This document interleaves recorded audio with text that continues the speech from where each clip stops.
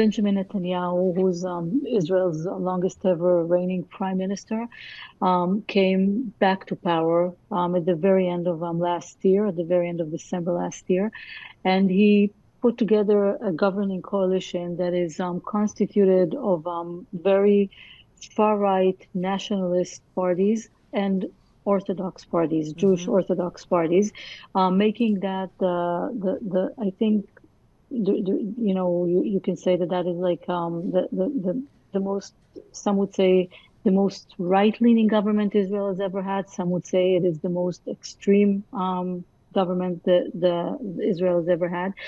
And on that backdrop, right after the government was formed, Justice Minister Yariv Levin, who was a member of Benjamin Netanyahu's party, the Likud, came out and put out an announcement that he's initiating a judicial overhaul, which was basically meant to weaken the power of courts, mainly the Supreme Court, Israel's Supreme Court.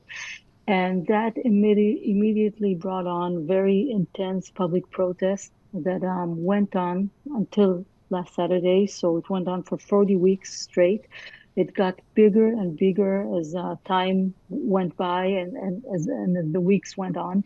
And it turned out to be the biggest protest movement that Israel had ever seen. Hmm. And the division was very, very big. And, it was felt everywhere because I think that in my perception, and I think many would tell you that at some point it went way beyond the controversial judicial overhaul, which is always at the foundation of things. But, it was a very big opposition to Netanyahu's government because a lot of other things that they were trying to pass through in parliament and in other ways that a big part of the public very much resented here. And it's safe to say his political future was much in question.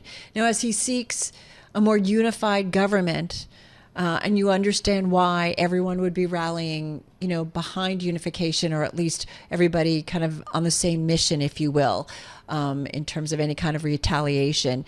Does it change the political course of Benjamin Netanyahu? Not necessarily. I mean, I don't think so. There's been a lot of talk that's being pushed back both by Israeli officials, Israeli politicians, leaders, and also by some, people in the general public.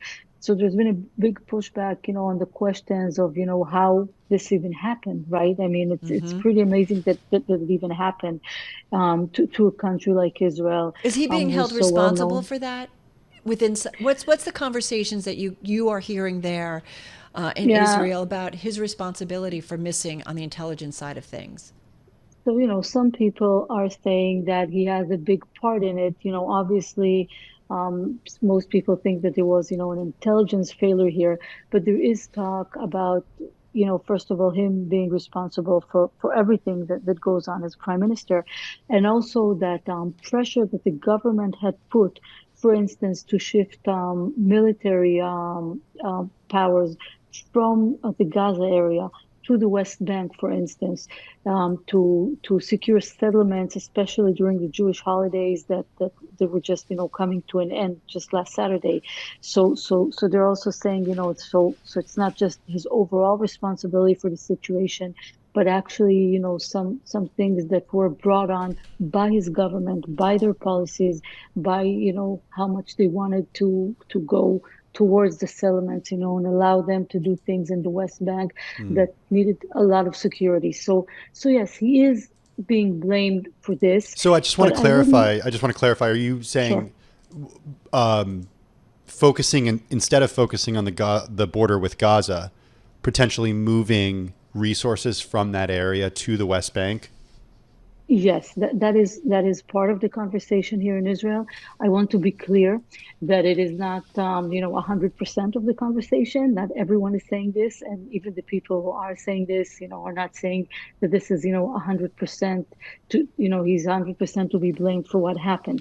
But there is talk about the specific point that I was just talking about, that because they wanted to allow settlers in Judea and Samaria to have all these ceremonies and all these events during the Jewish holiday season.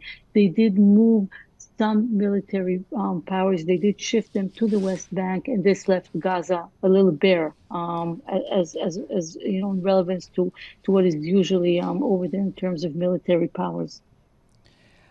Just got about a minute or so left, 45 seconds. Galit, I can't even imagine, to be in your shoes. What are you thinking at this point as you look out towards the rest of the week? Well, if you listen to the rhetoric of everyone, who's been speaking to us leaders, IDF officials, they're speaking about a very, very long military operation that's coming ahead. And there's a big question if Lebanon will be joining, Hezbollah in Lebanon will be joining in.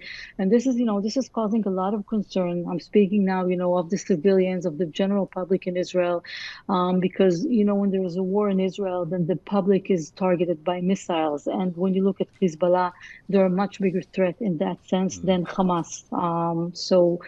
People are concerned, and it's pretty clear that we're looking at something that's going to be very long, ongoing, weeks, maybe months, and we have to see how it plays out.